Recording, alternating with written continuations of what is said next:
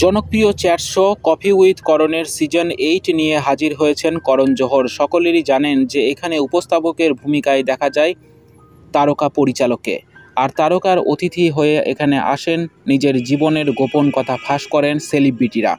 এই চ্যাট শোয়ের সাম্প্রতিক পর্বে অতিথি হিসাবে উপস্থিত হয়েছিলেন দুই স্টার কিড তথা অভিনেত্রী সারা আলী খান এবং অনন্যা পাণ্ডে। এই পর্বে আস্ক মি এনিথিং সেশনে করিনা কাপুর খান এবং কাজলের সঙ্গে বন্ধুত্বের বিষয়ে কিছু গোপন কথা খোলসা করলেন করণ।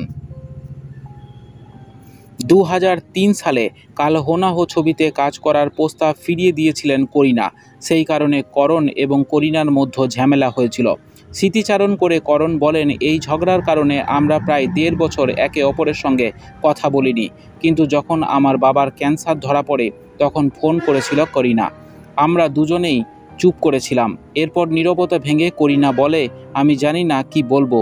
উত্তরে আমি বলেছিলাম, কিছু বলতে হবে না, আমি জানি তুমি আমার পাশে আছো। এখানেই শেষ নয়, করণ আরও জানান, তার বাবা যখন মারা যান সেই সময় করিনা ব্যাংককে ছিলেন। সেখান থেকে দেশে ফিরেই প্রথমে করণের বাড়ি গিয়েছিলেন অভিনেত্রী। প্রায় সারা রাত তাদের মধ্যে কথা হয়। সম্পর্কটা আগে যেমন ছিল তেমনটাই হয়ে গিয়েছিল। একই রকমভাবে অভিনেত্রী কাজলের সঙ্গেও বিবাদে জড়িয়েছিলেন করণ।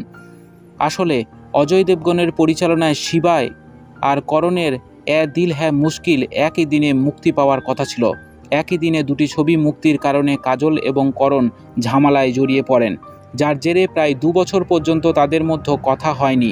তবে যখন করণের 2 সন্তান যশ এবং রুহি জন্মায় তখন তাদের ছবি কাজলকে পাঠিয়েছিলেন তিনি।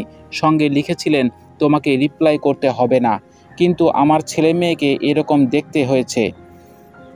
কাজল রিপ্লাই দিয়ে বলেছিলেন, আমি এই মুহূর্তে ভালোবাসায় পরিপূর্ণ। এর ঠিক 1 মাস পরে কাজল করণকে টেক্সট করে জানায়, আমার জন্মদিন, তবে তোমায় আসতে হবে না। কিন্তু এই দিন কাজলের কাছে গিয়েছিলেন করণ। দুজনকে জড়িয়ে ধরে কাঁদতেও দেখা গিয়েছিল তাদের। চলতি সিজনে করণের কফি উইথ আড্ডায় উপস্থিত হবেন কাজল এবং করিনা, তবে তাদের একসঙ্গে দেখা যাবে না, কারণ আলিয়া ভাটের সঙ্গে শোয়ে উপস্থিত থাকবেন করিনা।